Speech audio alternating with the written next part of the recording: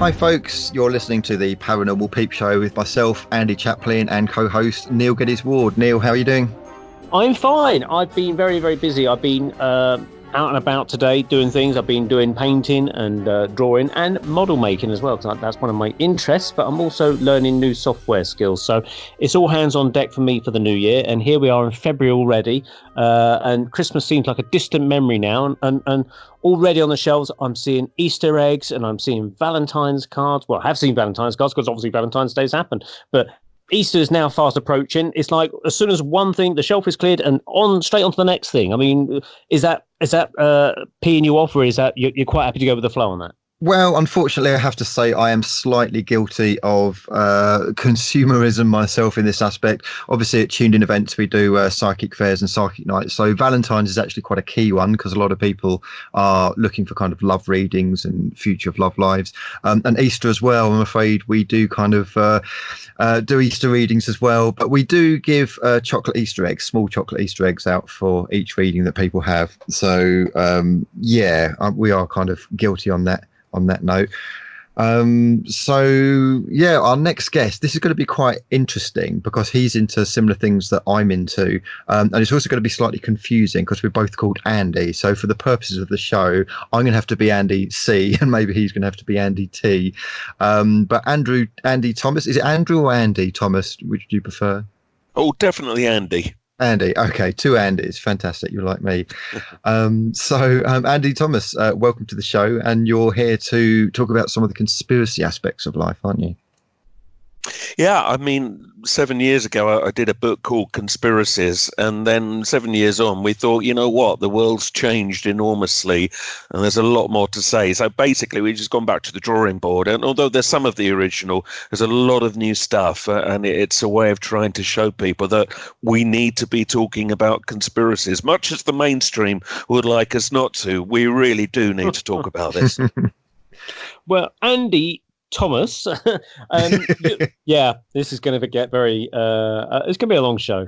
Andy Thomas, then, so if we go right back even before 7 years ago, how did you start in this whole field of paranormal conspiracies, anything like that? I mean, most people like myself and Andy Chaplin, to start off on one singular thing, we find the whole thing just expands into a massive, great big road of all sorts of things. So I presume something similar happened to you.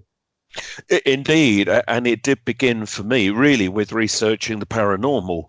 And some people will know that, you know, I've long been interested in crop circles and UFOs and that side of it. And really it began for me by seeing crop circles back in 1991 and thinking, my goodness, there's a lot of these things, aren't there? And thinking, I expect somebody will tell me what it's all about. And nobody ever did. So I joined the research effort and just suddenly had this passion to want to know more. And although here I am nearly 30 years on and I still don't know what's really going on, what I did learn was that the crop circles and all the mysterious elements surrounding them, wherever you think they came from, whether you think they're paranormal or man-made or whatever, the media was not telling the truth. And that became very clear to me. You know, it was being hugely misrepresented. And then, of course, you start to meet people who are looking into other aspects. And I began to meet fascinating people like Marcus Allen of Nexus magazine, who, of course, you know, is the kind of person that is looking at the more conspiracy aspect of the world. And it just became a fascination to me. And then you realize, well, if you're not told the truth in one area, clearly we're not being told the truth in lots of other areas as well. So I've just gradually got drawn more into this kind of slightly darker element of looking at, you know, who's running the world and why are they not telling us what they're really doing. But, you know, we need to do this because otherwise we're too often being led up the garden path. We are. And I tend to find it's interesting because you get a crossover between the conspiracy side and the spirituality side, and one often leads to the other. So for instance, you'll get people on the conspiracy side that look into government agendas and what's going on, and you know, this kind of Illuminati type belief system, and then they drift over and realize that actually there's a kind of a spiritual war going on, and there could be these entities, these dark entities, demonic, reptilian, whatever they are, controlling things from behind the scenes. On the other side, you get people like me who first of all come into this on the spiritual side. So about 20 years ago, I started off kind of like going to spiritualist churches, and to me it was all love and light and angels and spirit, and everything's wonderful. And then I began to kind of like find out these things about the David Icke material and things going on with the Illuminati. And then I thought, actually, well, it's not quite as love and light as I thought. There's a lot of darkness going on. So would you agree, Andy, that there's kind of like there's two camps? There's like a conspiracy camp and a spiritual camp, and wherever they start, they will end up crossing each other. I think that is true. An earlier book that I wrote that some people may know was The Truth Agenda. And that kind of incorporates more of the consciousness, the spirituality element with looking at the paranormal and conspiracy theories and trying to see where it all meets. And I definitely think it does meet. But it's interesting because some people in the more spiritual realms are very reluctant to go into the conspiracy area. And I think it's because they say, well, if you get too involved with dark stuff, you're going to get tainted.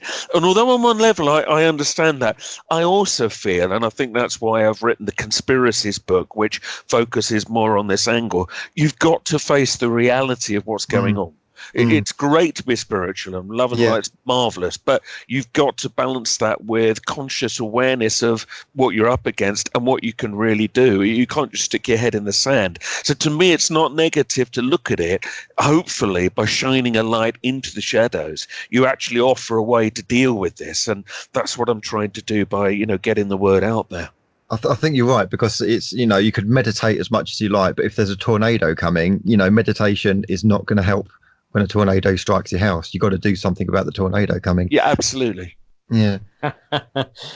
So Andy, Andy T, you wrote this book 7 years ago. Now, 7 years is always a typical cycle in various forms of thinking.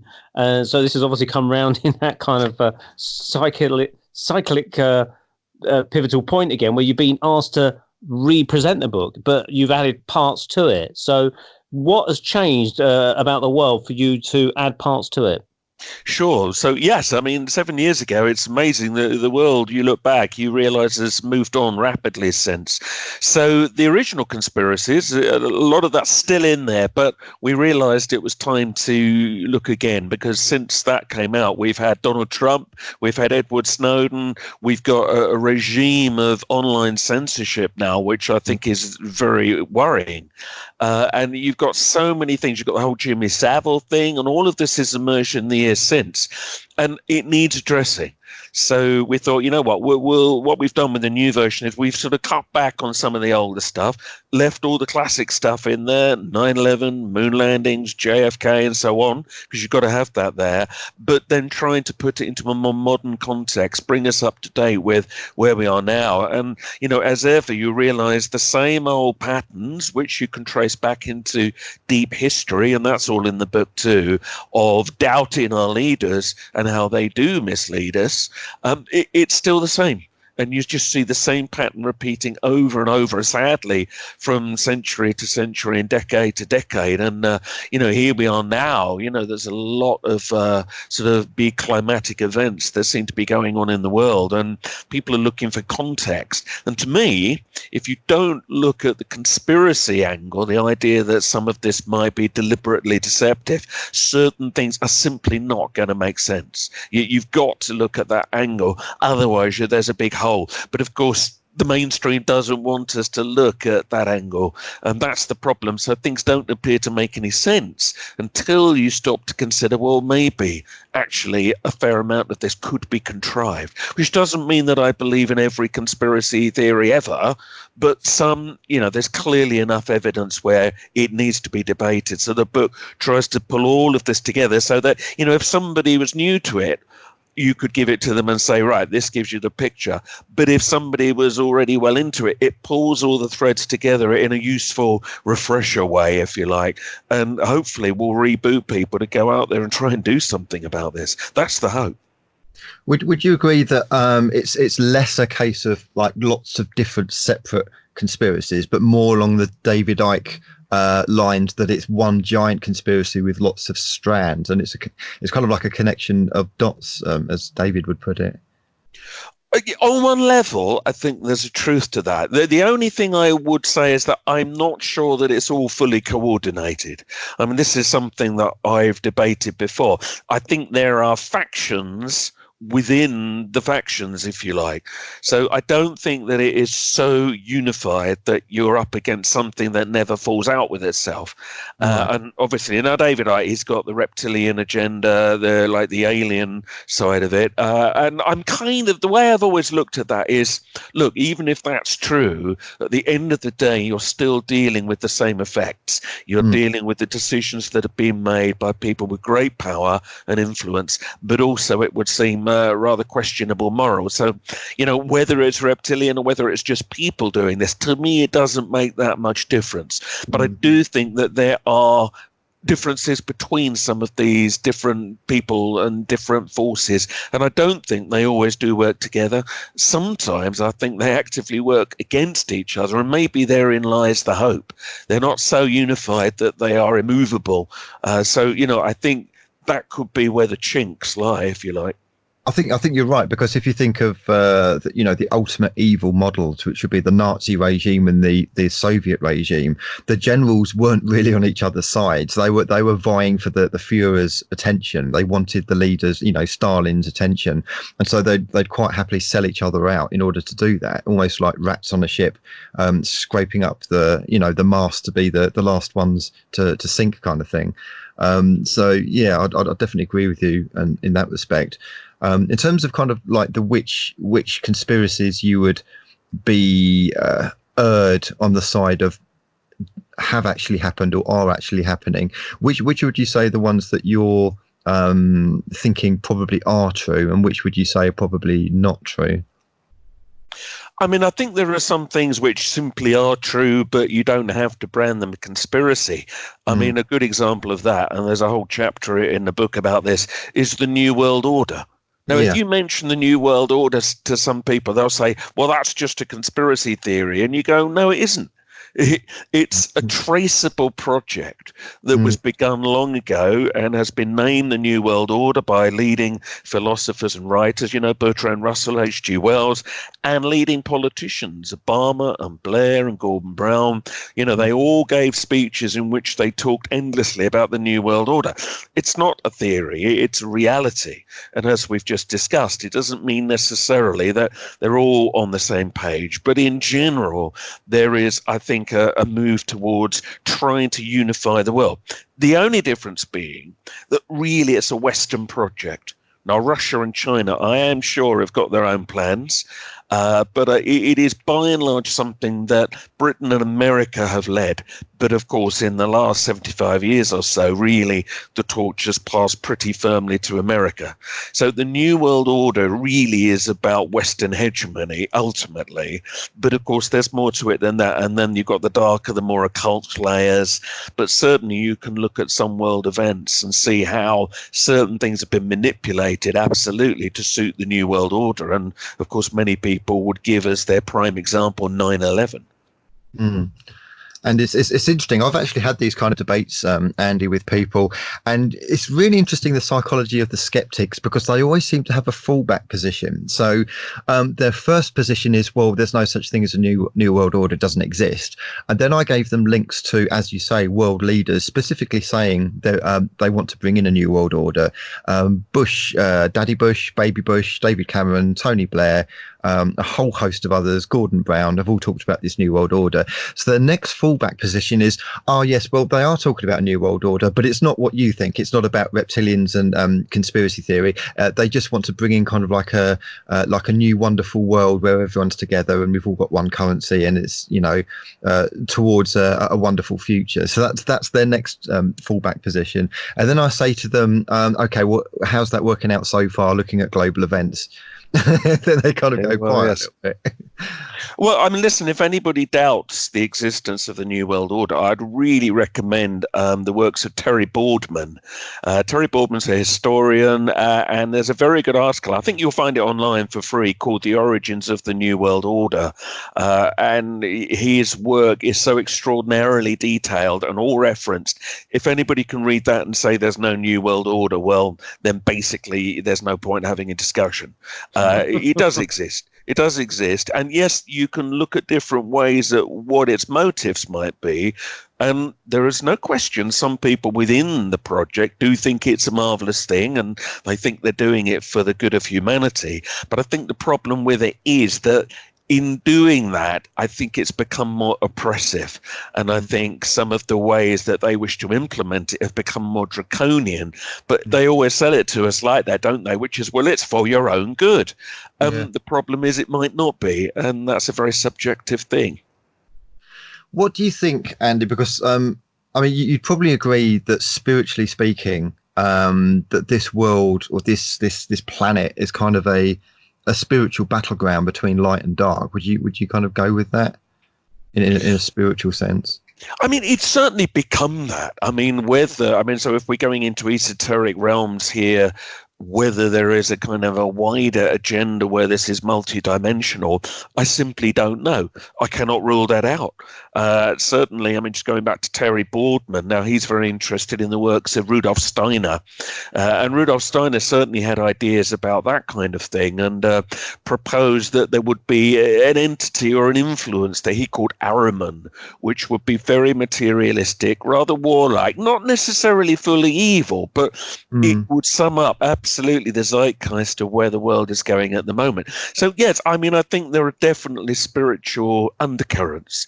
Whether it's all part of one big plan on some other level, it's simply impossible to say. But, I don't rule out anything. And if anybody's got a good cause to believe in something or has got evidence to go down a certain road, I'll always be open to trying to understand that and see what it is they've got to say. Because the next thing I'd ask would be, so what do you think, whether it's human or whether it's extra dimensional or demonic or whatever, or even alien, I mean, I kind of think they're all kind of connected. What's the end game? Is it to wipe out humanity? Is it to have like a complete slave race? Where do you think this is going?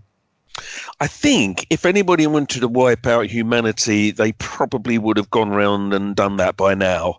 Now, I mean, needless to say, with the virus in China and everything at the moment, of course, those theories are all bubbling up again. Is this the depopulation program? But then on the other hand, we did hear that with SARS and bird flu and swine flu. So, well, have you seen the patent of this, Andy? Have you come across that? Yes. So there is indeed now information coming out that suggests that far from it being a kind of a virus that accidentally grew amongst the wildlife markets in China, that actually it was manufactured. And in fact, interestingly, it's now been said that one of the main areas where this broke out is where one of China's kind of basically, biological warfare complexes is. Yeah. Which, of course, that then has resonance with what happened in Salisbury 2 or 3 years ago with the nerve gas attack just happening to be up the road from Porton Down, where that kind of stuff might well actually be. But that was a coincidence, of course, we were told. And it just so happens that Lyme disease as well broke out in a New York area quite close to their Plum Island, I think it is, their biological testing facility. Yes, it's funny that, isn't it? Funny that, yeah. Well, not funny at all, but you understand. No. But it gets weird. It gets weirder than that, Andy, because apparently, from what I understand, there's 2 biological facilities in China that it's close to, and one of them has got a logo that's very similar to the umbrella logo. I don't know if you've seen that. Yes, that's right. Listen, I mean, I think it's too early to draw any definite conclusions. And even if you say that this connection is actually more than coincidence, of course, it doesn't mean that the outbreaks are necessarily deliberate. But nonetheless, I mean, in the book, I do discuss depopulation theories. There have been a number of people who, quite overtly stated, well, look, we need to reduce the numbers in the world.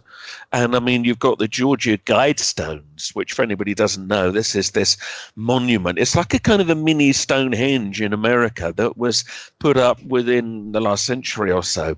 And it has on the stones these engravings of kind of how the world should be run. And one of them effectively lists how many people ought to be in the world to make it work. And it would, of course, mean wiping out 2/3 of us pretty much to get to that figure. So people have often wondered, what was the purpose of putting those stones up? Maybe they've been in plain sight what they would like to do. But of course, we've always hoped that they wouldn't actually try and wipe everybody out, because of course there's a danger to that, which is that surely, will they be immune? Maybe they hope they are. But I don't know. It's early days yet, and it may turn out not to be anything more than what we had in World War I, when there was a big flu outbreak around the world. I mean, many millions of people died. But because the war was going on, it didn't really get the coverage perhaps that it might have done. So, but nonetheless, it does tap into the belief that some people have that there might be shadowy forces out there so intent on controlling the world that they would do something like that they would release a virus. And just to go back to where you started here, whether you see that again as an alien agenda or a human agenda, there clearly are people that are powerful and that would like more influence. I don't think that if an alien force was involved that they would just wipe us out, because, again, they're not showing signs immediately of doing that. Surely they could have done that decades ago, Or, it's about dominance. And I absolutely think that, we are, as people, and I mean, all peoples, we are kept stupid, we're kept uninformed, and we're kept distracted. And you have to ask why somebody would do that. And the main reason somebody would do that is because it makes them powerful and it leaves them in a superior position. And I think that that's human nature, never mind alien nature. There's a lot of people that, they just want to do that. They've got to be top dog. And unfortunately, there is a ruling elite that has a lot of money and a lot of power, and pretty much we can't touch them. Neil, anything you want to add to that? Yeah, I mean, there's lots of things. I mean, it's like humanity always seems to focus, well, certainly the media always seems to focus on doom and gloom, and you see it in films with the end of the world, Terminator, and viruses, and all sorts of films where there's asteroids hitting the Earth. So there seems to be an obsession focused on the end of the world. Everyone seems to fear death. And we don't fully understand it. So I've always wondered myself, because Andy C is a medium, and I'm a kind of sort of trainee medium, lapsed in training medium, that we believe in communication with an afterlife. And now my thinking is that if we could prove that there was an afterlife, then we would perhaps lose the fear of death greatly. But my thinking is that there could be an agenda or a conspiracy theory, call it what you will, where that information is kept from us. So anything scientific studies or things that are trodden on or poo-pooed by skeptical people, leading people in the field, no, there's no such thing as life after death, keep it away, etc., etc. Whereas if it was all fully accepted that there was life after death, we would be able to be controlled.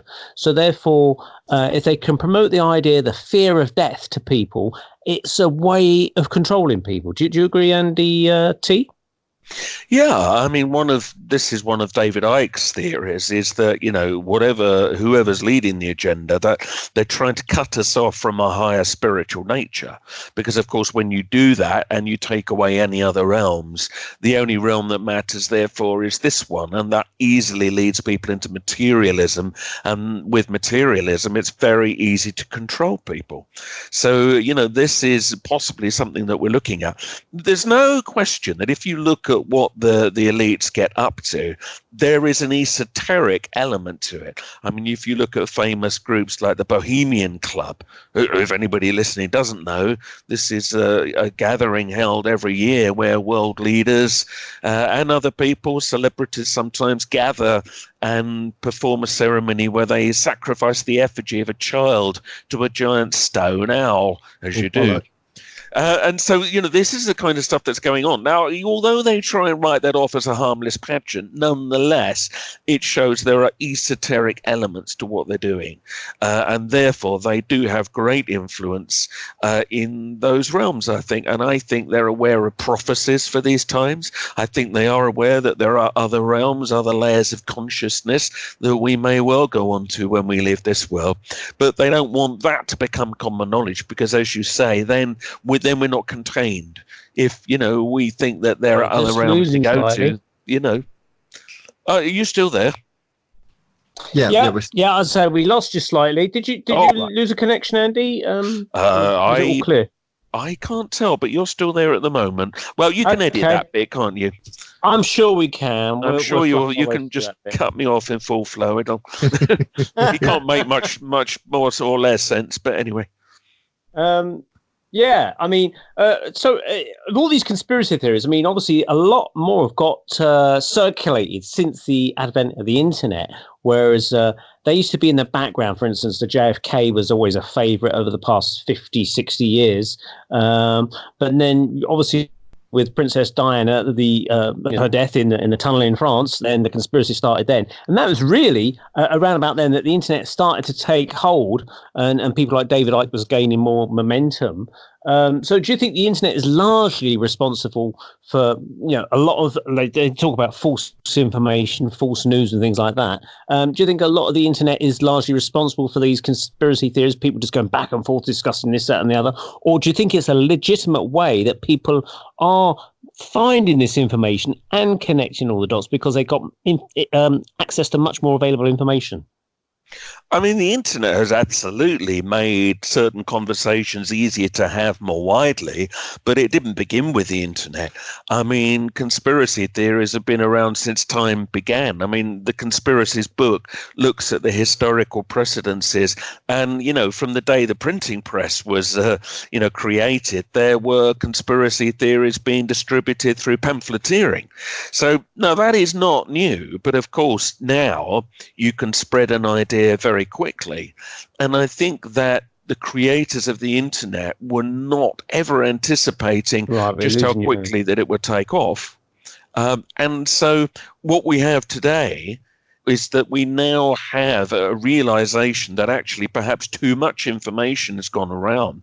And by having come up with a wonderful ways of describing things as fake news, we're seeing the authorities take down information now. They say, well, that's fake news. Videos are vanishing off of YouTube.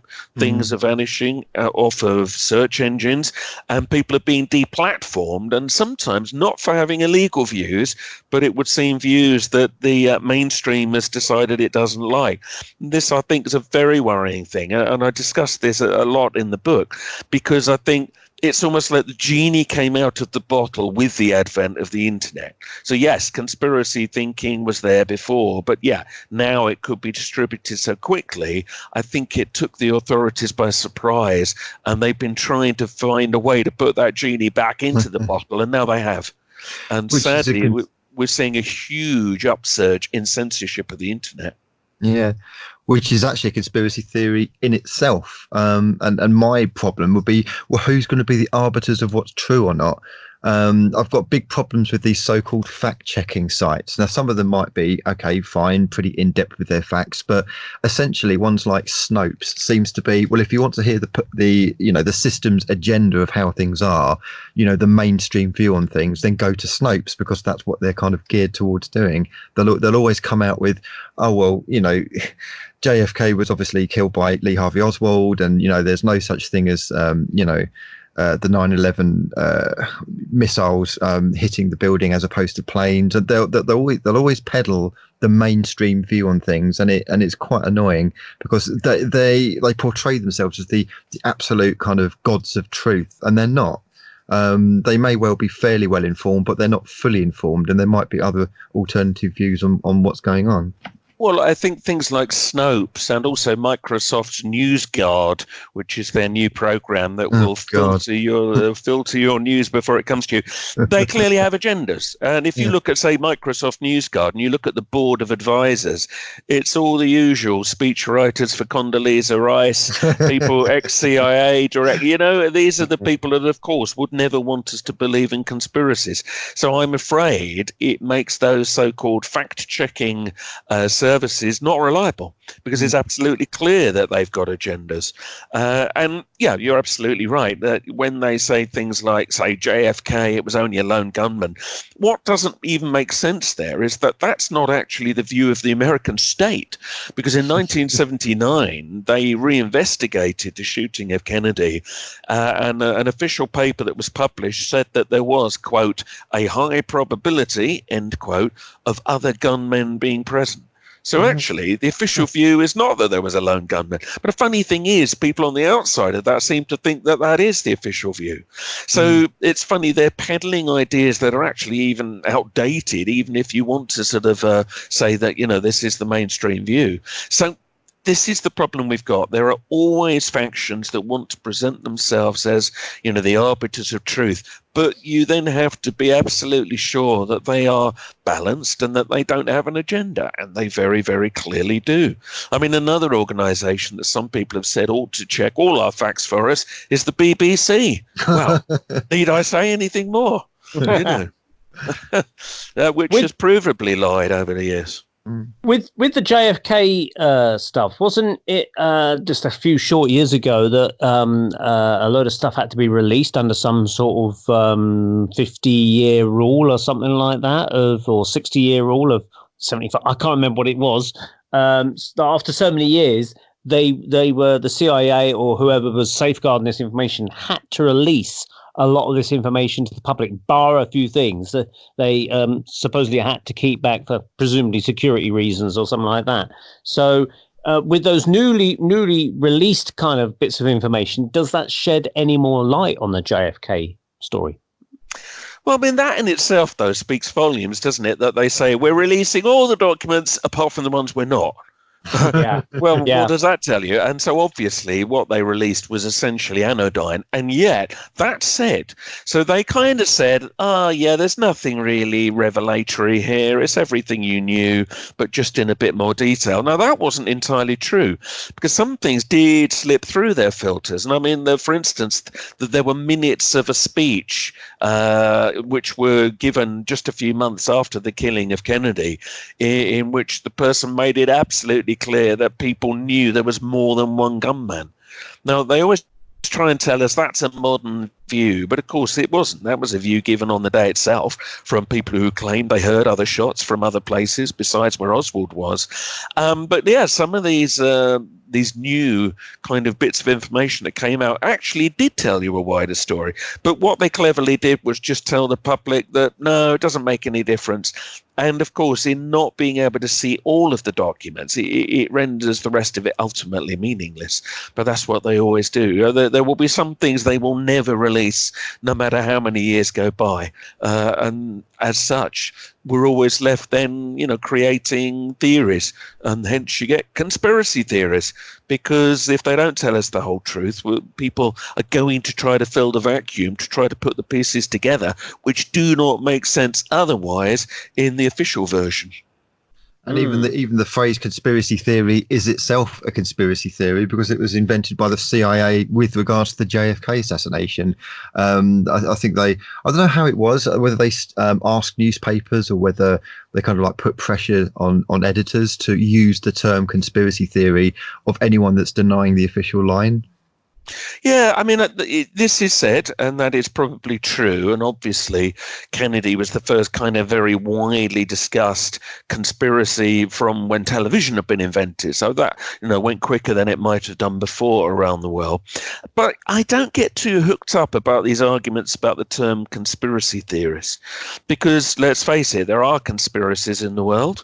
And there have always been in history, many of them very proven. And sometimes you want to discuss those conspiracies, but you don't always know the full facts. That's why you're discussing them, to try to get to the bottom of them. And so, therefore, you do the very reasonable thing, which is where you have to theorize a bit to see, what's credible and what isn't.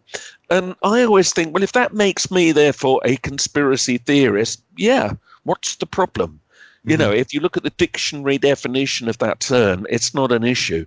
Although I know, it's become a kind of a term of abuse. That, I think, is one of the sadnesses of our current times now, where it's almost been made that if you do talk about conspiracies, you are now seen to be a little bit dangerous, a little bit of a kind of a pariah, and that, we, by talking about this, are the people that are destroying civilization, and that we must be stopped at all costs. And I do think that that's taken on a bit of a currency, because people are afraid to be branded with that. And of course, what that does is, what the whole point of it is that it shuts people up. And it's with this censorship of the net and the removal of a lot of so-called conspiracy material, it's almost like they're hoping that in a few years' time, the new generations come through will either never know that this stuff was even being talked about, or they'll just never think to search for it. And in the end, we'll all forget, and we'll all live in a good and happy world where nobody talks about conspiracies. But I personally think that's a forlorn hope. I don't think human nature is like that. And people tend to know in their gut when they're not being told the whole truth of something. And I think that will build up again at some point and come back. But at the moment, certainly the currency of being in the conspiracy world is very down, but that can't last. And it doesn't mean that those that do feel the need to talk about it shouldn't. In fact, that's all the more reason why they should, because this material, this information needs to be kept alive for the generations that are going to come up being told there's nothing to it, when actually you look at the detail and you find, well, at least sometimes there is. What's the new information that you got in your book that you've updated, Andy? So now, obviously, we've had the arrival of a certain Mr. Trump into high office in the years since. And I mean, that's a really interesting one. So there's a fair amount about that. Now, not trying to get into the old arguments of is he a good guy, is he a bad guy, but taking that view of the conspiracy angle. Because, of course, Trump is a believer in a number of conspiracies. There's a very interesting YouTube clip, well, I think it's still on YouTube at the moment, that was filmed just a few days after 9/11, for instance, where Trump is in the streets of New York saying that he'd heard there were bombs in the buildings. So he was actually one of the earlier people to come out and say that.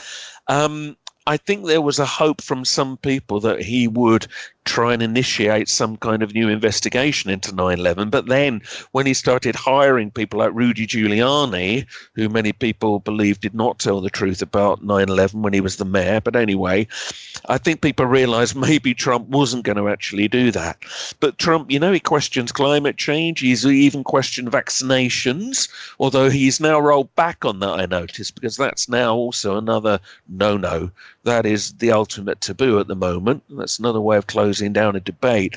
But, he has spoken about all of these things. So there's certain conspiracy areas that he's believed in. But what I find really intriguing about Trump, and, I discuss this in the book, is that the mainstream media always says it doesn't believe in conspiracy theories. But when it comes to Trump, it believes all of them and more. So it's funny, it'll happily foster conspiracy theories about Trump everywhere. And it doesn't seem to see any sort of paradox there, but there is. So Trump's discussed a lot, but you've also got like the Edward Snowden revelations, for instance. They were something, it's almost now just passed into accepted normality that, hey, we're all under mass surveillance. And there's now been a kind of a big collective shrug. It shouldn't be a shrug. What he revealed was actually huge, but that managed to get smoothed over and we all kind of just got used to the idea. We shouldn't. And that's something that I look at, because a lot of people don't seem to quite realize what the extent of what he revealed was. So you've got all of that. You've got, of course, the Jimmy Savile thing. Now, that hadn't come out in the original book. It was just breaking surface when the original book came out. So, we're looking at that. And, there is a chapter that looks at some of the stuff around claims of child abuse in high office, which is all denied, of course. I mean, Westminster paedophile rings? Nope, they couldn't possibly exist. Only Cyril Smith MP is the only one. But then, you think, well, hang on a minute. The world of entertainment seemed to be rife with it. Are we really saying the world of politics has not gone near it? And there was brief discussion, of course, of Edward Heath and various allegations. But that, again, now, that seems to have been smoothed over. And it looks like nothing's going to ever come out about that. And I'm not saying here that it's true or not true. Right? It's without hearing all the evidence, that's not the point.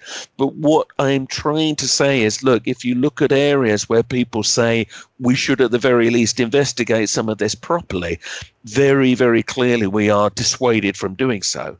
And that's the problem. And then you're told that you're a very naughty, dangerous person if you do want to talk about that. And so certain things fall away into the shadows, never really get investigated properly or dealt with.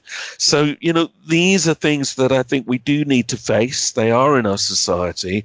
And whatever you ultimately believe about them, just pushing them under the carpet, it doesn't make it go away. All it does is it will come out in more extreme elements trying to be heard because they are no longer given a voice, especially when stuff like this is now being taken down off of the internet. So, some of it's not comfortable, but we need to face the reality that there are people out there that do think it needs discussing. And this is one of the things that now you're increasingly not allowed to do. But I don't think that's a wise world. I don't think that's a healthy world. And of course, you've got the Jeffrey Epstein thing. You've got the Prince Andrew thing. Prince Andrew not cooperating with the FBI. Why not? The car crash interview that he gave, that was he thought it went absolutely fine. The rest of the world can see that he's lying through his teeth. It's just amazing. Even Prince Charles's, one of Prince Charles's charities, is being looked into for allegations of child trafficking, apparently. So it's just, you can understand why people like Prince Harry, maybe Prince Harry has had enough, and maybe he's just decided, I'm going to distance myself from all of this. Because I came across an interesting video, I don't know if you've seen it, Andy and Neil, where Prince Harry actually was talking about his mum, and he said something along the lines of, if you knew what I knew. And it's just that one little line, if you knew what I knew. I was thinking, well, I wonder what he really knows. I wonder what he's really discovered. What's your take on that? Have you seen that video? I mean, here, what we're seeing at the moment with Harry and Meghan is something that is a thread that goes absolutely back to what happened to his mother. We mentioned Princess Diana earlier. Whatever you conclude about the way that she died, and I discussed this at length in the book, there are many, many suspicious elements. Rather than saying, was Princess Diana murdered, if you just ask a different question, which is, are there suspicious things about her death? The answer has to be yes. There are so many anomalies. So Prince Harry and Prince William, they of all people are going to be aware of all of this. I do not believe they have never sifted through the evidence, and I do not believe they have never looked at the various theories about it. So, yeah, I'm very sure Harry knows an awful lot more. And I think what we're seeing with him, I don't think he's handled it very well, but I think his attempt to withdraw, I think, there is an element that goes back to his mother was effectively a rebel within the royal family. And it's almost like he's decided to take that mantle on with Meghan. Where that will go, I don't know. I know some people are now saying, well, maybe he's going to break ranks and come out and, talk openly about, the fact that maybe his mother was murdered. I very much doubt he'll ever do that. But I certainly think, he knows very much so that there's more to it than anybody is ever going to admit. And it is extraordinary. I mean, when you look back at the evidence of what happened with Diana and the fact that we've got her letters saying that she thought Prince Charles was trying to have her killed, this has all been incredibly smoothed over in the hope that most people will now forget all about this and will all love the royal family again. So what, of course, we're now seeing with Prince Andrew is that once that magnifying glass comes back onto the royal family, and I definitely think once the Queen passes away, which, let's be real, it's going to happen probably in the next decade, we're going to see, I think, a lot of new scrutiny on the royal family. And I think Harry and Meghan have certainly opened that door now. And I think the royal family and the power that it's wielded up to now, I think that's going to change enormously. And yeah, there's a lot of obviously theories about bloodlines and is the royal family really running the world and all of this. Well, even if that is the case, I don't think that's going to save them from falling under very dark scrutiny. And I think Andrew's opened the door to that with all this stuff. And now Harry seems to be taking this to a whole other level. So, yeah, it's going to be interesting to see what comes out there. But that said, I doubt very much that they're going to suddenly start talking openly about the conspiracy theories. I don't think that either of the brothers, William or Harry, would want to go that far. I think I don't know what your view. William is probably towing the line just to keep the peace, but I think Harry, he's always been a bit more of a rebel, and I think he's maybe just wanting a bit more of a normal life. I think he seemed to be quite happy when he was serving in the army, and when he's in the army, that's probably the most. Although it's not a normal occupation because you're in a war zone, he'd be serving alongside normal people from normal backgrounds, and I think, going back to the palace, he realizes it's like a golden prison. And I think Meghan probably, a lot of the media are having a go at Meghan. And although I would argue against a lot of her kind of social justice warrior attributes, I think she is very kind of social justice warrior. I think she's been unfairly treated. I think she wanted the whole princess thing. I think she loved the idea of a princess wedding and a princess ceremony and all that kind of thing, and probably loved the idea of being royal. But I think the reality hit home that it was stifling. It was like a golden prison, and she just wanted to get the hell out of there, and managed to kind of like wangle Harry to have the same view. Whereas William, I think, is just kind of towing the line. I think Kate has kind of settled into the royal side of things and decided, that's what they want for themselves. There's also the debate over kind of Harry's dad, whether it's Prince Charles, whether it's Hewitt or whoever it might be. So I wonder, do you think Harry knows who his real dad is? Do you think it's kind of like a hidden secret in the royal family? I mean, again, we just don't know. And I mean, unless somebody does a DNA test on Harry, whether he's done it himself, this is just speculation. I don't know. It's a tricky one. And you can, look at Harry and some days and think he looks like Charles and other days not. But I doubt very much that he would ever wish to go public with that. Well, we'll see, won't we? In terms of Meghan, I mean, it does depend who you believe. Certainly now, interestingly, Private Eye magazine, which I have a lot of issues with. I mean, it's so condemning of conspiracy ideas, but sometimes it's been right about certain things. They do seem to feel that Meghan is driving a fair amount of this agenda, without demonizing her, but just telling it like it possibly is. But yeah, the reality is, this is not the kind of a life that they, I think, wanted to live. But equally, I think by having dealt with this rather poorly, not having discussed it with the Queen before they did the breakaway thing and all of this, what they've done is they've got a lot of the British public kind of against them. And they could have done this so differently. And I think also a lot of people had hoped they would try and change things by staying within the royal family. And yet now they're outside of it. It's almost like he's losing that opportunity. Now, I mean, remember, so Diana, in one of her TV interviews, I think she used the phrase something like the dark forces running this so she called them lizards. She did. Yes, she makes some very interesting allusions there. So I think she certainly knew that the way things were being run was not what we see on the outside. And you can be very sure that Harry will feel the same. William, I think, is more of a traditionalist. I think he's been bred to be, but I suspect he will toe the line rather more.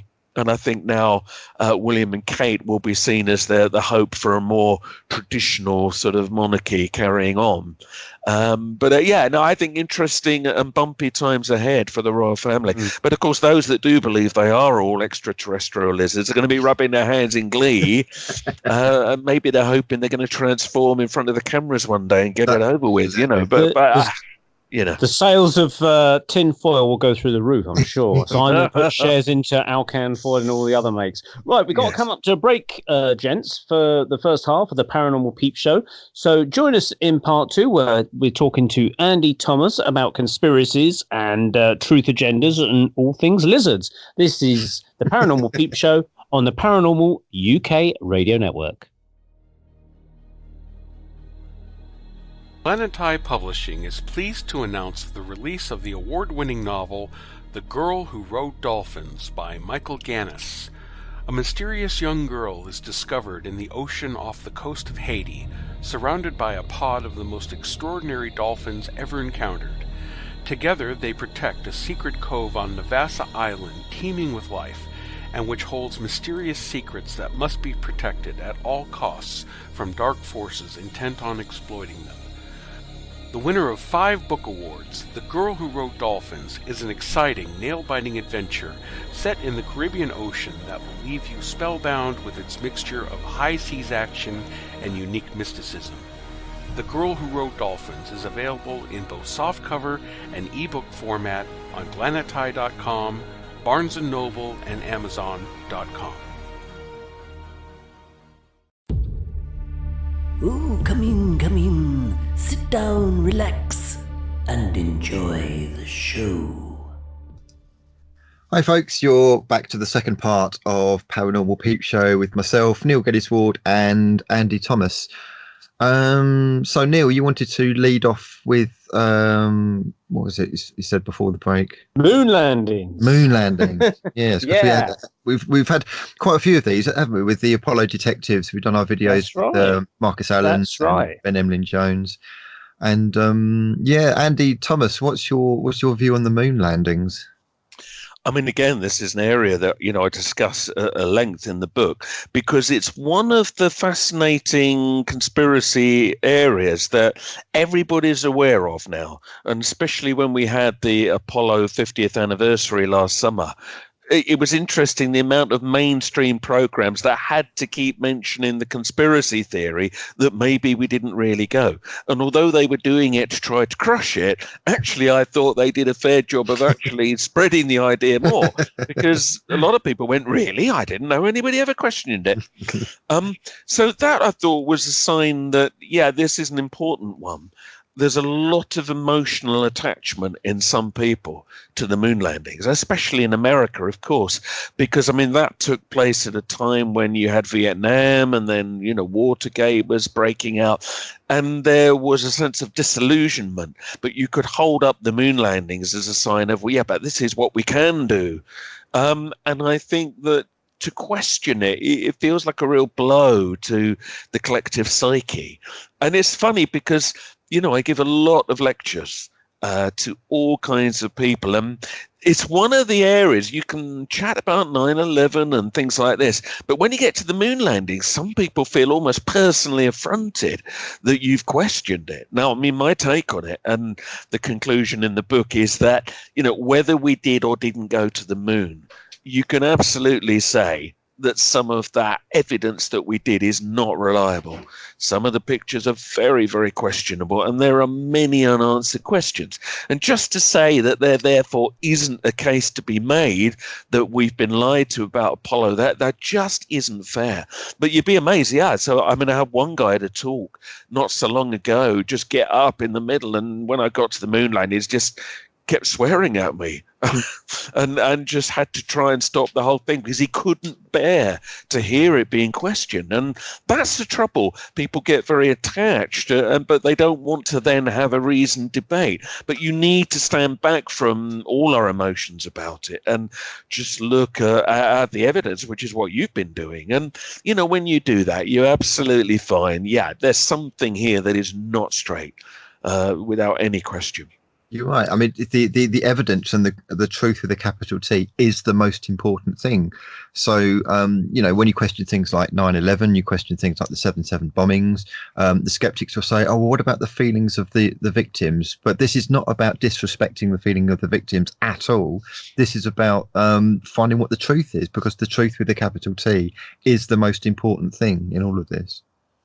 It is. I mean, I don't even accept that thing about the victims with 9/11, though, because just as a brief aside, I mean, the way I see it is, if there is even a slight chance that we've been lied to about 9/11, surely the families of the victims, they want to know the truth. They don't want to. They don't want to be fed a lie. Yeah, yeah. It's almost like they have an absolute right to know the truth. Yes, they really do. But you're right. So with the moon landings, you haven't got that element, and yet still you've got this emotive kickback. And I think you've also got an element of, particularly the scientific world, they see anybody that questions it as wanting to lead the world into this dark age of superstition, and that's not what people are trying to do. They're, like you say, they're just trying to understand why what they say doesn't match up with what we see, especially in the visual evidence. But there's other areas as well, of course. That is not something that you can just say, oh, all right, I won't bother to look at that. Well, when it's so glaring, and that's the problem. It's interesting because I was reading one of the Apollo hoax theory books last summer at a place I was working. And I was like in a small, quiet tea area during the lunch break. And this guy, I didn't really know him. He seemed to be a high up kind of broadcast engineer type. So fairly intelligent, I'd imagine. He suddenly caught sight. He must have caught sight of the word Apollo or something like that. And maybe the word hoax. I'm not quite sure. And he sort of double glanced over me and came over and he says, what's that then? I said, oh, it's a book on the Apollo hoax theory.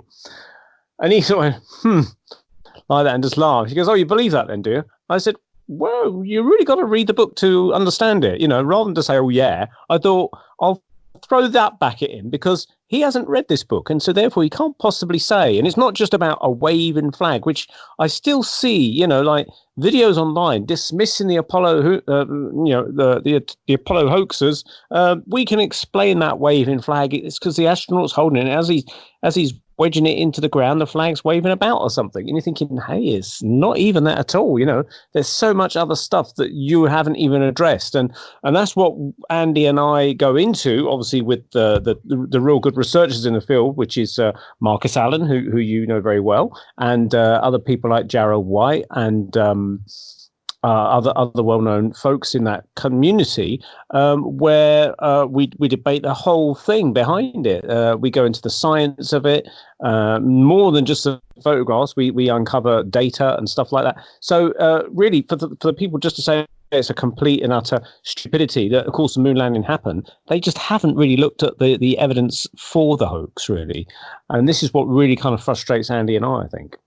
I mean, this is something which you get in a number of areas, that people will often emotionally kick back against things that they've never researched at all.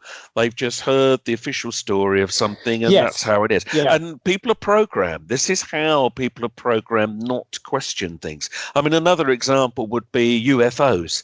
People, it's funny, if you're giving a talk and then you show a picture of a flying saucer, even a very good picture, people laugh. And I often will stop and say, why did you laugh? And actually, they don't know. And I'll say, it's because you've been programmed to laugh.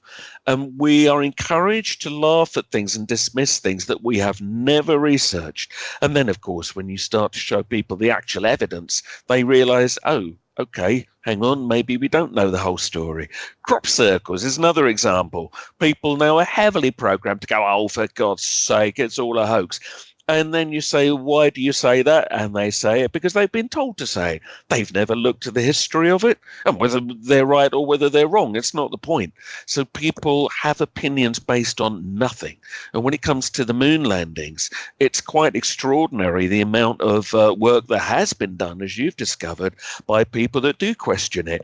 And yet some people just do not want to go there. Because if you say we didn't go to the moon, or you say that how we got to the moon is not not as we've been told, I suppose it overturns so much of our conventional history, and then people feel very uncomfortable about that. It's almost like the world they're living in now is no longer so psychologically safe. And I think that's why a lot of people reject conspiracy theories. And say with 9/11 as an example, people often, it's not so much that they don't believe that it could have been set up, but it's they don't want to hear that, because that then means they're living in a world governed by people that might kill an awful lot of people to get their way, and that makes them feel unsafe. So, we need, of course, to try to understand why people reject conspiracies in the kind of very outraged way that they do so often. And Guys, when conspiracy gone?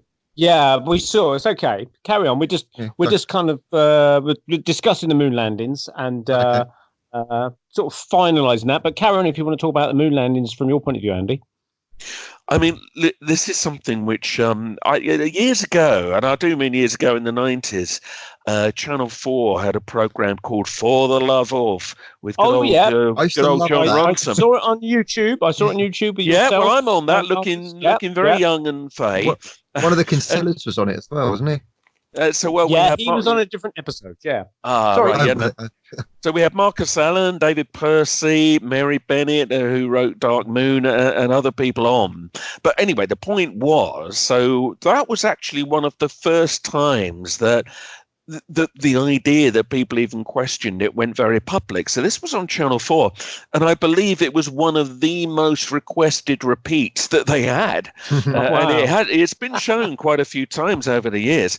And even though it actually got complaints, there used to be a program on Channel 4 where, people sort of would write in, and there was a whole feature with some scientists being very cross about it. But the fact that it got again, it speaks volumes. But it also, it's an intriguing area, and actually when people begin to see the main arguments, often they will pull back a bit and think, all right, maybe there's more to this than meets the eye. But it's getting them to that point. As you say, like you were saying with the guy at work, there is a gut reaction that almost is programmed to destroy anybody that might, come along and tell you that this legend isn't true. But when you can get people over that and actually have sensible discussions about evidence, they can see reason in time, whatever they conclude. But it's an area which I think is always going to be contentious.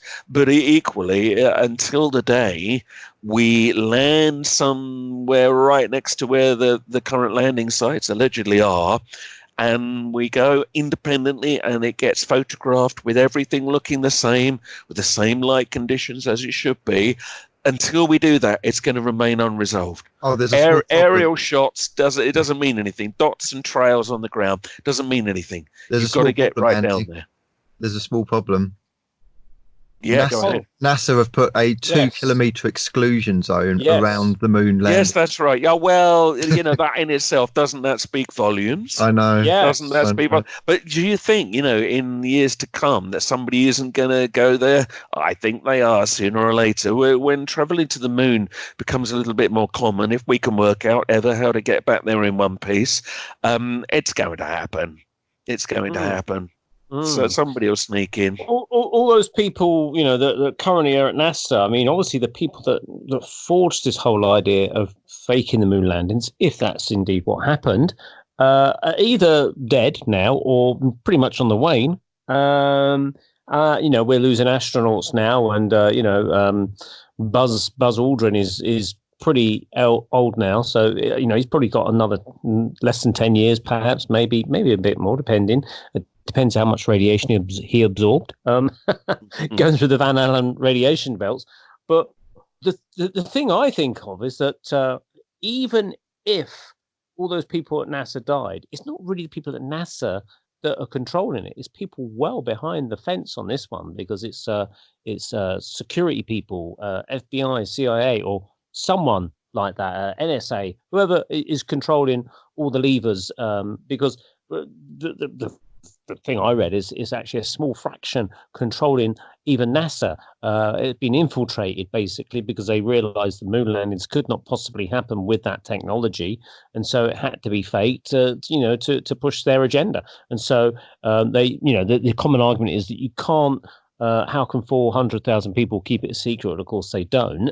You don't tell them. And it's only a very small percentage of people, maybe 60, 70 people, who have to keep it an absolute secret. But the thing is, they're never likely to admit it because that's taxpayers' money that went into that. And that means that then if it's fake, do they then say, well, we'll pay you all that money back?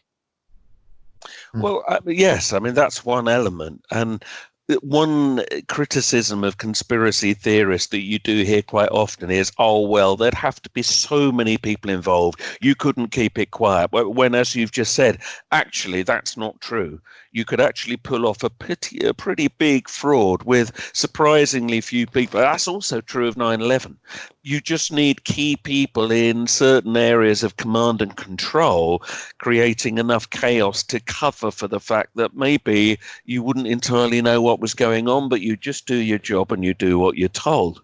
But this raises such a fascinating area because, of course, there were people in NASA at the time who were not convinced that Apollo was going to work. I mean, the first man on the moon should have been the astronaut Gus Grissom or Virgil Grissom, and he gave press conferences with the other astronauts present, where he said that he was very dubious about the odds of getting to the moon and back in one piece. And he said, he thought that their chances were very slim. That was the quote that he gave.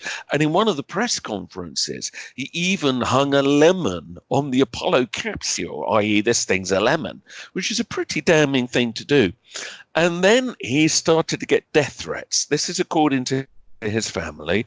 He said to his wife one week, if there is ever a serious accident in the space program, well, it's likely to be me. And then shortly after having said that to his wife, he and two other astronauts died in the Apollo 1 fire on the launch pad. Now, this is kind of one of the great tragic accidents of NASA's history, but was it an accident? Because the family of Grissom, years later, his son Scott Grissom, who by then was himself a qualified aerospace engineer, he was granted access to the capsule in which his father had died, and the cause of the fire, remember, had been because it was in a very ill-advisedly oxygen-rich atmosphere, and somehow it got set light to. Well, he discovered a small metal plate that he believed had been inserted into the dashboard of the capsule, the only function of which could have been to have caused a spark. So in an oxygen atmosphere, that's bang, and you are going to be incinerated instantly, which is more or less what happened. So the Grissom family have gone public. They've said they believed he was murdered. And then Thomas Ronald Barron, who was the NASA safety inspector brought in to investigate the Apollo 1 fire, he very soon concluded, again, that it was sabotage. And worse, he looked at the whole feasibility of Apollo and concluded that they simply were not ready to go to the moon. And you can read his report. It's online. There's like a 30-page report. It's very damning. And he was just preparing a 500-page report, which NASA now says it can't find, when he died in a strange car crash. Now, that could be a coincidence. But maybe there were people within NASA that did try to kind of alert people to what was going on. And of course, then other people seeing what happened to them, well, maybe they decided to stay quiet. And something else that often gets overlooked is, so some people say, look, the astronauts wouldn't lie. How could you lie about something like that? Well, here's one idea. Because if you look at some of the famous hypnotists in the world, you can give completely fake memories to people. How do we know that they were not mind controlled to believe that they did go to the moon? And some of those astronauts look very odd. When you look at the press conference held when the first crew, Apollo 11, came down, these do not look like three men jumping for joy that they've just been to the moon. They look depressed. They look very uncertain. It looks like something very odd's occurred to them. You can find it on YouTube. It's worth people having a look. And it's quite possible that if they weren't forced to lie, that something happened to them where some memory aspect of them was changed. And we see entertainers doing this, and we know this can be done. So it's not impossible that the astronauts did believe they'd been to the moon, and yet were never quite able to resolve the strange anomalies that came up in their heads about it. And, this might be why we see some rather strange behavior. And you also get quite contradictory comments between some astronauts. Some say the stars looked very bright when they were flying to the moon. Others say they didn't look bright at all. They were disappointingly dim. Well, that's odd, isn't it? Was it that they didn't wipe the window on one of the capsules? There's a lot of strangeness here. So, yeah, it's not straightforward. And just to say, well, you couldn't get the whole of NASA involved doesn't mean anything, because as you've just said, no, the whole of NASA probably wouldn't have been involved. And we need to remember also that NASA was essentially a military outfit with a veneer of civilian stuff going on there. And they would have done what they were told. And there would have been other agencies involved that even some of the normal NASA personnel probably didn't know were involved. Mm-hmm. And there's also Neil, who's the guy that did the Apollo analysis? Yeah, I was just literally saying, reading my mind. Peter Hyatt was an American voice analysis, statement analysis guy who's worked with the FBI and people like that. He appeared on a program called Rich Planet. You can find it on YouTube, called Analyzing the Astronauts, and presented by Richard D. Hall. And he basically engages the services of this gentleman, Peter Hyatt, who basically is given 2 interviews by some of the Apollo astronauts. One is a Sky at Night interview given about a year after the Apollo moon landing, and it's Neil Armstrong being interviewed by Patrick Moore, British astronomer, on the Sky at Night back in about 1970, I believe it is. And a second one is where it's Bart Sibrel, who is basically cornering Buzz Aldrin at a book signing event in a hotel, basically saying, swear on the Bible, you didn't go to the moon, and he's very challenging and confrontational towards him. Out of the 2 interviews, that the most successful analysis came from the one with Neil Armstrong, because he's been asked not long after the event, i.e. about a year, about what was it like walking on the moon. And the statement analysis comes back that basically there's no linguistic language that actually connects into the moon language. It's almost like as if he's talking about a third party, or saying, well, yes, it's very, you can't see stars on the moon, rather than saying, I did not see stars on the moon. He sort of doesn't use the word I much, or he says, others have said you can see planets from the moon, blah, blah, blah. He doesn't say, oh, I never saw planets, but others did.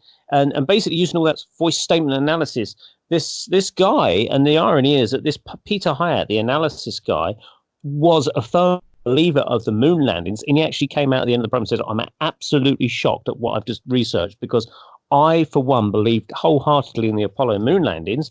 And to back up my research, to double check that I wasn't being stupid, I passed the whole of this interview over to my wife, who's also analyzes voice statements, and she came to the same conclusion. And so now they both came to the conclusion that they don't believe the Apollo moon landings were real. So it's very interesting, and anyone's interested, I say, go onto YouTube and type in Analyzing the Astronauts, Rich Planet, and you'll find that whole thing on there. So it's definitely worth a watch for anyone interested in the Apollo hoax conspiracies. Did you know that Neil Armstrong didn't take place in the 40th anniversary of the Apollo 11 landing as well? Yeah, I mean, Neil Armstrong was famously quite reticent about the whole thing. And, people have tried to say, well, he was a shy man, he was a humble man. But, yeah, I think you do have to wonder. Interestingly, just going back to the royal family, anybody that watches The Crown, which is, of course, the big Netflix series, they might have noticed in the last series there was an episode where the Duke of Edinburgh meets the 3 astronauts, and they come to visit him in one of their homes, and the astronauts aren't remotely interested in talking about having been to the moon. All they want to do is lark around. And although I'm not suggesting for a minute that the Crown's saying we didn't go to the moon, I didn't think it did them any favors either to portray them like that. So whether that's true and that's how they were, but again, when Prince Philip's trying to talk to them about, well, what was it like, they don't want to respond. So if that is true, I thought it was very interesting. So there we go. Watch The Crown. You get all the truth there, obviously. Yeah, Not. I did read a book about a year and a half ago by a gentleman, and I forget his name off the top of my head, talking about, and it's an English guy talking about. He met many of the Apollo astronauts, interviewed many of them, and they all came back with different stories of what it was like to fly to the moon, which got him thinking this doesn't quite tie up. They should all be saying pretty much the same thing. But Yeah. he said one of his side things is that he goes and does talks at schools about meteorites and that, because he actually collects meteorites and sells them at shows. So he kind of does a science-based educational thing for schools where he talks about meteorites and comets and things like that. He briefly touches upon the Apollo moon landings. And at one of them, one of the old technicians that's helping him tidy up at the end of the talk, a really old chap, he said, just happened to say to him, he says, oh, by the way, back in the 60s, I used to work at Cardington Hangar Halls up in Bedfordshire, which is where they used to have the R101 airships, huge, great big hangars. He said, and I was working there, and he said, and I met Neil Armstrong and Buzz Aldrin, who had come over to the UK to do training in those hangars. And that's not a very well-known fact, allegedly fact, I'd say. And thinking, that's interesting. Why would they come all the way to the UK to practice Apollo moon landing runs? Because they got all of America to do that. So Yes, that is very interesting. Yeah, Yes, it makes you very. wonder, did they hoax the Apollo moon landings in the UK, perhaps, so that completely off American soil, and you won't find any evidence of it being faked there, because this is why the Americans or NASA don't know about it, is because the whole thing was faked in the UK. It might explain the difference of the timing difference as well, the sound delay or something like that as well, possibly, in their communications. Yeah, I mean, again, it is not impossible. And that's the trouble, is that that's just another anomaly that seems so strange. And when you stand back and you look at the moon landings, again, it's like Princess Diana. You don't say, was she murdered? You say, is there something strange about her death? And the answer is yes. So I've always said, I can't say we didn't go to the moon, but is there something very, very weird about the evidence that claims that we did? Yes, there is, beyond a shadow of a doubt. And of course, shadows are another whole argument. So you said at the very beginning that you started off looking into the whole thing of crop circles, and then you widened your scope a little bit. So I remember when crop circles first appearing on the scene, like you're saying, about the early 90s. And, there was a summer of crop circles. And then by the autumn, it was all over and done and dusted, because we had Doug and Dave, who had been found by ITN News to be the culprits behind the whole thing, and that was it, all sorted, and everyone could go back to their crosswords or whatever. But you carried on with that, so you presumably wasn't convinced by Doug and Dave. No, I mean, listen, I thought, and a lot of people thought, Doug and Dave was shown pretty much to be frauds almost overnight. Their stories didn't hang together, and they had no evidence that made more than a handful of not that great formations. And also bear in mind, they said they'd invented it all 13 years before. Well, there are very clear records of crop circles going back probably hundreds of years, but certainly photographically you can go back at least to 1932, and many accounts from around the world, by the way, not just in England, of crop circles in the decades before their alleged time of starting. So nothing makes any sense. They clearly made a few. They were after the reward. I think the Daily Mail had offered a £10,000 reward for those responsible for making the crop circles and their exposure. And interestingly, Doug and Dave did try to claim that reward and didn't get it, funnily enough. They did, I think, what was necessary, which was to make the public think it was all a big joke. But there were so many unexplained problems with their story. So listen, we all know that many crop circles are man-made. Some, of course, argue they're all man-made. But my feeling, and it still is that if you stand back again and you look at the whole thing, I think there are many significant crop circles that are very hard to explain that way. And when you talk to the eyewitnesses, and I've talked to a few of those over the years, people who've watched crop circles appearing within seconds in front of their eyes, and you know when somebody's pulling a fast one, you know when they're being straight and when they're not. I believe these people to be telling the truth. And there are certain biological anomalies, there are certain events where they've occurred in very short periods of time where I do not believe that these things were man-made. Now, I'm happy to be laughed at for that if people want to, but again, it comes down to, well, what's your evidence that they are all man-made? And I'm afraid that evidence does not exist. All we can say is that some are man-made. But, beyond that, it comes down to a degree to what you believe. But what I've always thought has been useful about crop circles is less what the truth about them is.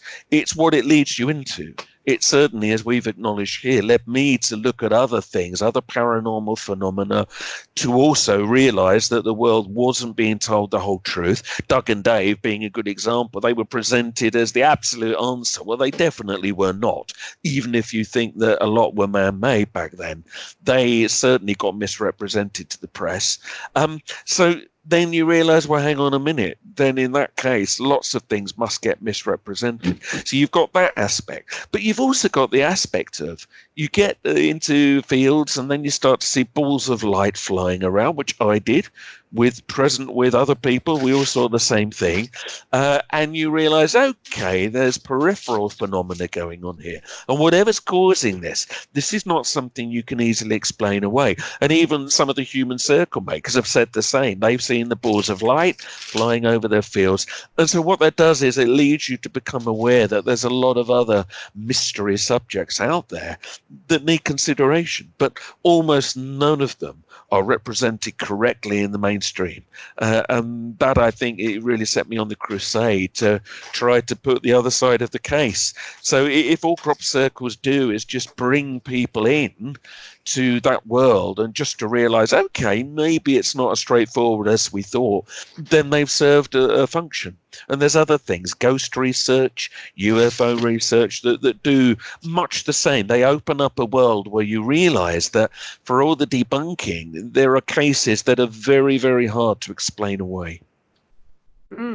You mentioned ghosts then. I remember when you did the talk for my group in High Wycombe, you talked about ghosts. You say there's a lot of evidence that ghosts exist, whatever they may be, is the crux of the matter. But lots of scientists are quite happy to debunk them without further investigations in them. Can you explain a bit more about that? Well, I mean, this is again where you've got this divide between the scientists and real people. Now, I give an awful lot of talks, and it's not a boast, it's just a fact. So I meet an awful lot of people. And of course, when you've given a talk and you're talking about ghosts and the paranormal, people realize, okay, he's not going to debunk me. He won't laugh at me if I share a story with him. So they will come up to me at the end of a talk and they will often share stories. I mean, literally every talk, somebody's got a story. And ghost stories, it's some of the most common things that I hear. And these people are not wacky. I give talks on the whole to very mainstream groups and some alternative groups. And some of these people, they are very credible. They're very professional. They work in good jobs. And they've told me about incredible things they've seen, which you cannot simply say are just hallucinations. I mean, just to give one example, a couple of years ago, I met a couple who claimed that they lived in a country cottage, and they were sitting by the fire with their chairs either side of the fire one evening, and they both saw this, and a woman dressed in, period dress, old-fashioned dress, suddenly appears walking out of the fireplace, basically, stops, looks at them, obviously has an awareness that they're there, and then just walks on and vanishes. Now, they both saw this. And they both said, yeah, absolutely, that happened. And that's therefore not a hallucination. You've got a lot of CCTV footage, which has picked up very strange things, to the degree where if you just say that every single bit of that footage is all fake and fraud, I just think it gets to a point where it's not credible, because a lot of people have nothing to gain by putting this stuff out there. And it seems to me that whether you think these things are spirits trapped between worlds, or you think it's some strange crack in time replaying over and over or whatever, just to say that these experiences don't exist is not good enough. And just to say it's a malfunction of the brain or oxygen starvation or whatever is also not good enough when you look at some of the same ghosts often seen in the same place by lots of different people at completely different times. And I mean, it's worth chatting to say the people that work at Hampton Court Palace, where there are many ghost sightings. And I've talked to people who've worked there that have said everybody knew there are things which you can't explain. So this is something that I think needs taking much more seriously. And of course, the implications are more than fascinating. They are potentially revelatory, because if this is a direct evidence of something beyond, then that is something that's quite tangible. I mean, you mentioned channeling and all that, which I'm totally open to, and I've worked with channelers over the years. But this kind of goes that step further, because it's something which, often has a visual element and is often experienced by people who are not as such drawn to these areas, and yet they still have these experiences. So yeah, I think ghosts, they're a very good example of something which has not been treated well in the mainstream, and yet if it were acknowledged, the amount of ghosts that people see, you get a completely different worldview. And in my own experience, and I'm being very vague here, but I would say roughly 1 in 10 people ish tell me they've seen a ghost, and that is an awful lot of people. So, this is the world we live in, and yet we're not meant to talk about it would seem. I suppose it also depends on how you define the term ghost and what people believe ghosts to be, because there's so many different definitions of what they might be. Sure. I mean, to me, a ghost is anything that has either an element of a visual element that looks like it is an entity in its own right, sometimes sound, sometimes people get pushed over or experience touch, being touched by something that they cannot see.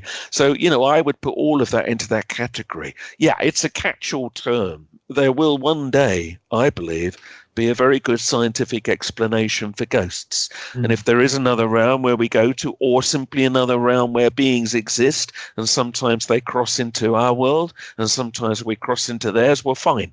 And I believe that one day science will discover that. But just to do what they're doing at the moment, which is to put their fingers in their ears and hum loudly so they don't have to address it, that is not, in my view, a scientific approach. And I'm actually quite shocked at the so-called scientific people I sometimes meet who simply do not approach these things in what I would call a scientific method. Is that down to maybe the funding that they're receiving for their research? I mean, you'll only get so much funding for certain projects. And if all these scientists said, look, we want to look at ghosts, whoever provides us money, and is normally a political kind of organization that might be behind it in some way, the government of the day, for instance, will say, no, we don't want you to look at ghosts because we don't have that. We don't want to prove their existence because we don't want to dig up old corpses as such. A lot of it is politically driven. So therefore, science is always channeled down certain areas where they want to go. And really, any lifting of lids, things that really lift up knowledge to our greater consciousness is going to be firmly stamped upon. I'm sure that's true. And I'm sure also there's just a general disdain. I mean, we've seen how people are so easily led into just lazily dismissing things they know nothing about. And I think that plays a role. And so, yeah, of course, scientists, they want funding for different things, but they also don't want to be branded a maverick or a madman. And of course, those brave scientists that have tried to research the paranormal, often they wind up being stuck in that category and their careers are damaged. I mean, just a good example, of course, you've got people like Dean Radin, and he, with Professor Robert Jahn, did a lot of work at Princeton University. I think around 10 years worth of researching psychic phenomena of a number of kinds, telepathy, psychokinesis. And they, I think, essentially set out as skeptics, but they thought, let's just put this to the test. And in fact, over the years of their research, they had so many positive results that they had to conclude that it was something like 35 trillion to 1 against with the odds that all their results were merely chance. Now, you'd think, wouldn't you, that pretty much proves that there's something there. But of course, what happened? They just got branded mavericks and nobody wanted to address their data properly. And then you get people, like Richard Dawkins and Brian Cox that are close to that kind of thing. And they've got bigger influence in the media. So it doesn't get heard. It doesn't get widely distributed. And you just hear about the debunking. And that then when you look often at these alleged experiments that have debunked this stuff, it's usually so loose, so poorly carried out that it means nothing. Whereas the Princeton experiments were actually carried out in very controlled conditions, and yet still people don't seem to want to hear about them. And that's the problem we've got. So I think, yes, there are agendas. We've already acknowledged it in this interview that the powers that be have clear esoteric interests and I think esoteric knowledge. But I think you've also got just that habitual sense of skepticism, which we've all been encouraged into. And in the media especially, that's really sunk in. But I think in the world of science, they've declared this narrow band as reality, and anything that seems to fall outside of it, they're not interested, and so they debunk. But I don't think that is fair, and I believe one day science will discover this for itself. And I mean, if you just look at a lot of quantum science, it appears to make no sense at all, and some of it might therefore begin to explain the areas that we're interested in, but as yet they still don't want to make that leap. But I think eventually they will probably have to make that leap. You've got to wonder if there's like an official email that goes round to people saying this is what you must believe, this is what you must kind of put out. It's bizarre, isn't it? Well, maybe, but maybe they don't need to do that, because I think they've just cleverly encouraged people to be, ridiculing of anything like this to the point where it's just become reflex, just to deny and debunk. But this is always the hope that this could be changed by people becoming aware of the alternative evidence. And yet that is what's been taken away from people with now this very highly selective internet that we have. So, we've got to keep these kinds of discussions going. Well, what you just said, Andy, about, is there an email going around? A similar thing happened, I believe it was the Condon report about UFOs when they were looking, the project to look into UFOs, I forget what it's called now. Back in the 60s. And they were basically looking at all the evidence, but they'd already pre-decided that they said, we've got to present this in a way that it can all be written off. And that was pre-decided even before the report had been compiled. Yeah. So it shows, in a sense, that that's a conspiracy within itself, that they plan to debunk UFOs, and they wanted to select the weakest cases of UFOs to present to the public that they could be written off easily. Anything that they can't write off, they shoved under the carpet or put it in a secret file somewhere, I think.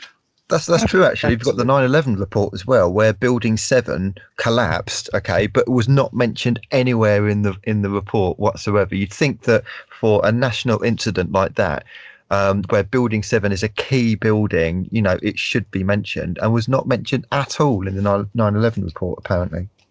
Yeah, I mean, that's one of the biggest anomalies in modern architectural science. And it doesn't warrant a line. You're quite right. And just to go back briefly to UFOs, so there's a whole chapter in Conspiracies looking at the alien theories, the UFO theories, the conspiracies about the cover-ups around that. But what you can absolutely say is, like ghosts, wherever you think UFOs come from, they do exist. And again, I have met so many people. In fact, just this very day, I gave a talk this afternoon, and I met an ex-policeman who described to me a flying saucer, literally, that he'd seen while he was on duty. He kind of shrugged and said, I didn't know what it was, didn't really know what to do about it, but there it was. I have heard so many people tell me these stories, and they're professionals, they're often pilots, they're soldiers, they're people that have, got credentials, and they're seeing them all the time. And yet we've been sort of selectively told, as you've just given an example there, that all the studies show they don't exist. Well, they do, because you don't need a big study. All you need to do is just talk to people. And even if you rule out 2/3, 3/4 of the sightings of misreported things, and we know that does happen, there are certain sightings that really you just cannot dismiss. And whether these things flying around are military or alien or something else altogether, just to say they are not there, to me, is a total denial of reality. But, I'm privileged in a way because I get to speak to an awful lot of people. But I am absolutely astonished continually at the amount of people that I meet that see these kinds of things. So it's out there. whatever it is. So in your book, where you've done an appendment of updates, what other updates have you put in for the 7-year new version, if you like? Okay, well, so I mean, look, I mean, there are so many areas, and I mean, of course, the minute you bring out a book, it's out of date, of course, especially in the conspiracies world. But there have been a lot of things. So, you know, since the first book, we've had the whole rise of the fake news phenomenon, and people saying we now live in a post-truth society. Well, we always did, to be honest. But, you know, I addressed that, and so there's Edward Snowden, and then you get things like QAnon. I mean, we haven't even mentioned QAnon yet. So for anybody listening that doesn't know, that this is a movement in America that it claims to be a deep state mole, or moles in the plural, who are leaking secrets that say that there are people within the American, would you believe, deep state that want to destroy Donald Trump's reputation because he wants to destroy the New World Order. And some of the things that QAnon's revealed, some believe are true. Others seem not to have turned out to be true. And yet there does seem to be information coming out that only somebody with a pretty good level of knowledge should know. So that's something I've put in. And when you see American political rallies now, and somebody's holding up a big letter Q in the crowd, it relates to the QAnon movement. So they're basically, it's interesting because that's got into a pro-Trump, anti-Trump kind of loop where some are saying QAnon essentially is pro-Trump. And that then makes the people that don't like Trump say, well, there you go, then it must be a load of rubbish.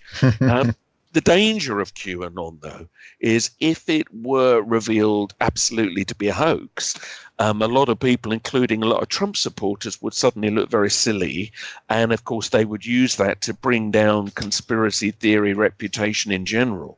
So that's the danger. But there's a bit about that. Let's talk about the crisis actors theories. Now, in the last few years, of course, some people have come forward and said that they believe some of the terror atrocities, which, you know, have, you know, apparently killed lots of people, they say they don't happen. Now, that's highly contentious, but it is something that you have to discuss. And this is what's got some people into trouble by, you know, denying the Sandy Hook massacre. Some say some of the big events in London, they never happened, they were staged.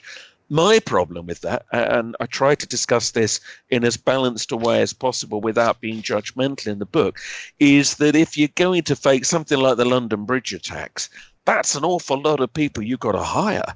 You've got to hire not only the people pretending to be the victims, but then presumably the policemen and the ambulance workers. They're going to turn up and very soon realize that it's just people with tomato ketchup on them.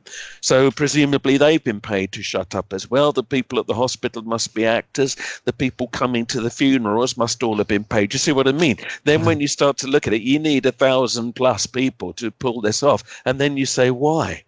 If you've got forces that are willing to kill 3,000 people on 9/11, why not just do it? Why not mind control somebody to do something like this rather than pretending? So I try and look at the pros and cons of that. And yet there is film, I think it was in Iraq, of a car bomb going off in a street. Yeah. Have you seen this? And then all the people realize, whoa, hang on, they all run into the street and lie down because, of course, it has great political value to make it look like there were more victims. So I'm not saying it's never happened, but I think the claims now that any terror attack must be crisis actors, I think personally stretches credibility. But again, I'm trying to discuss this without being judgmental, because I do know some people that I respect that do believe that that occurs, and I want to understand why. But, you know, and also in the book, you've got a discussion of the whole Salisbury nerve gas attack. Or was it, which we talked about earlier? There's many anomalies around that story. And, you know, the fact that this deadly nerve agent was apparently at some point stored in a perfume bottle, which even the people carrying it surely would have been vulnerable. Where people were, where the Skripals went that day, there are many unanswered questions. And yet we're told categorically it was these two Russian people that did it. Well, maybe it was, but the evidence that's been presented so far certainly doesn't seem to support that. So this is the kind of stuff that's all come up in the last few years, and I look at that and other related incidences and just trying to sort of take people to where we are now, but also continually to make clear that if we don't discuss this stuff and if we don't keep discussing it, it's all going to be buried, and that's not healthy. And the censorship program. And by the way, if anybody wants to have a look, go onto YouTube. Ironically, it's still on YouTube, but there's a whole talk I give called Censored, which is looking at this. And I don't think many people have quite realized just how much now the online world is being cut and pasted. It's actually quite frightening, and how voices are now being silenced, not for having illegal views, but for purely questioning the status quo. And if we keep going in that direction at the moment, you will not be allowed to even have a website that talks about conspiracies. I can see we're heading for a world where nobody will host them. They're already deplatforming people, taking them down off of Twitter and things like this. How long before a host company being threatened by people saying, we're going to sue you if you publish this stuff? Because now, remember, platforms are publishers as well as just platforms. I can see entire websites being taken down. And we're heading into this partly because a lot of people haven't realized that this is now accelerating so rapidly. We need absolutely to look at this. So there's a lot about that. There's a slightly campaigning tone's not quite the right word, but I try to get people to be aware of what's occurring and keep discussions of all these areas alive, because whatever you conclude about them, it's not right just to say you must not talk about it, you will not talk about it. That doesn't make it go away, and that just creates a stupid world where we're all pretending this big lump under the carpet isn't there, and if we keep doing that, we're all going to fall over it one way or the other.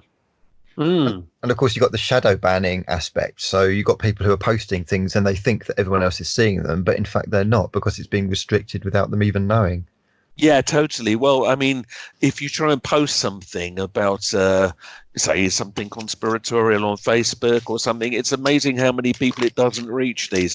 Quite astonishing. So the whole thing, yeah, is very, very clever. Or you might think it's reached people, and as you say, you find that it hasn't. So, yep. Every tool is being deployed now to silence these voices. We can't let that happen. If we do, we'll live, I think, in a very stupid world that is going to wind up absolutely down a kind of an Orwellian road that will crumble. I don't believe ultimately you can stop people from having sensible discussions, but the aim would seem to be for now to try to do that. And you can only hope the pendulum will swing back in due course. Right. Well, there we go. It's absolutely fascinating subject and can go on and on and on. Obviously keeps evolving with time, of course. Andy, so where do we go from here? What are you doing any presentations this year? Any more books in the pipeline? So, I mean, listen, I'm always somewhere, speaking somewhere. If anybody's interested in finding out where I'm speaking, by the way, if they go onto my website, which is truthagenda.org, you can see some upcoming dates. There's lots of videos to watch there.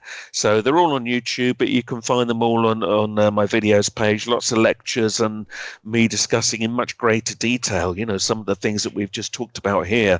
And of course, a lot of information about the books, Conspiracies, but also some of my other books. There is a new book somewhere coming in the pipeline that's probably going to head back a little bit more towards looking at paranormal aspects, but it's in the early stages, and that probably wouldn't be for another year and a half or so.